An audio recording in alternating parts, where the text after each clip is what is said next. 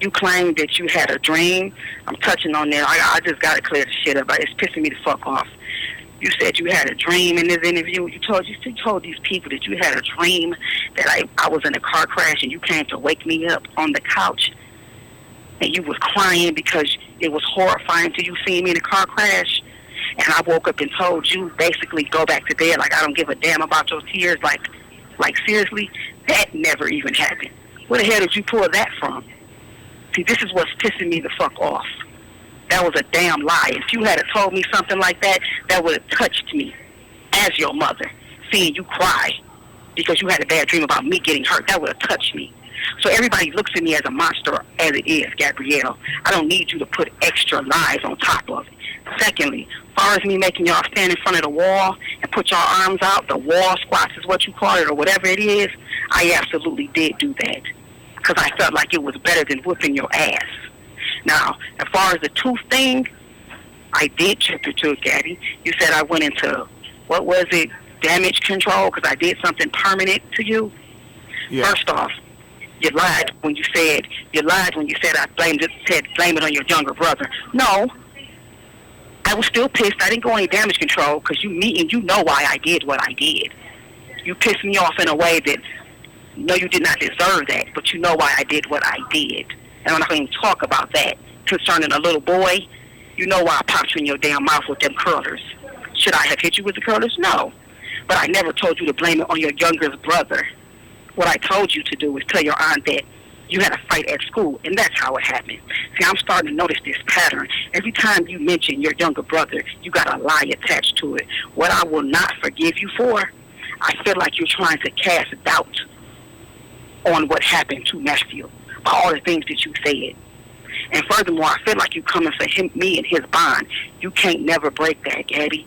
I feel like you're trying to paint me in a picture that you want Maddie to think I was a certain type of person to him. It's not going to happen. If I don't speak to Maddie ever again in my life, that boy will always know that I love him. How dare you lie and say that? And let me ask you this, Gabi. If you were so scared that you would be next, that's what you said in the interview, if you were so scared that you would be next to put in the freezer, how was I working, Gabi? I had a job twice during them 2.5 years.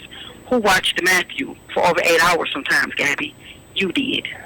Now, at any time, you could have left, you could have called your auntie, you could have did all that, but you're not talking about that. So don't sit up on no damn TV screen that you're sitting up and you clearly acting. As I'm going to keep saying, the truth is bad enough.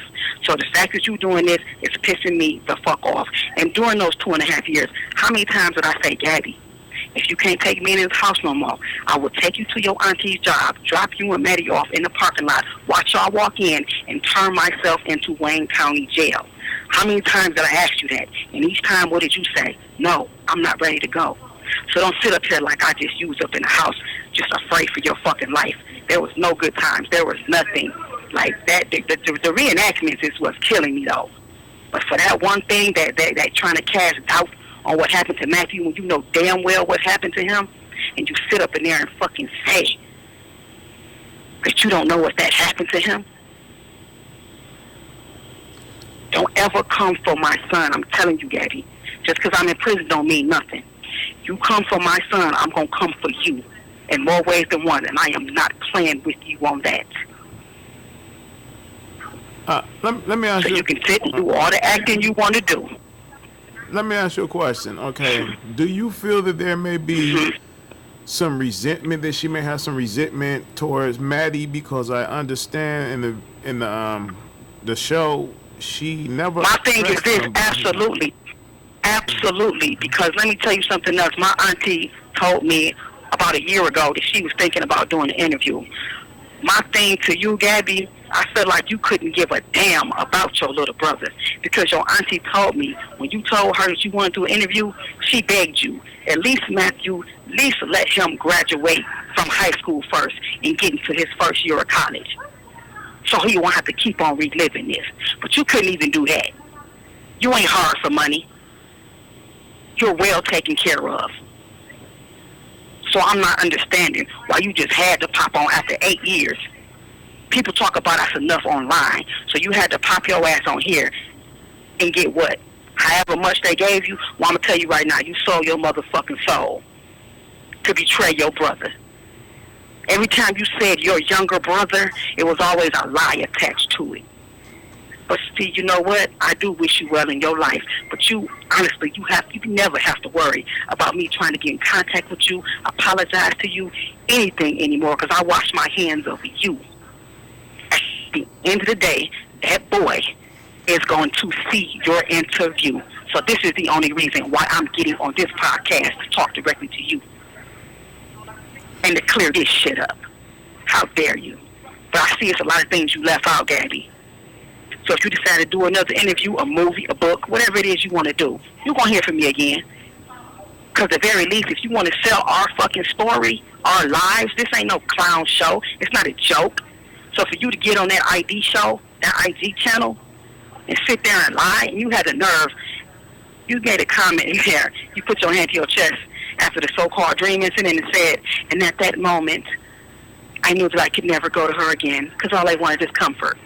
Baby, when I say I didn't know you had so much acting in you, you good, though. So I hope Tyler Perry, I hope somebody see you. I hope somebody sign you and put them on their movie. Warner Brothers, Paramount, anybody.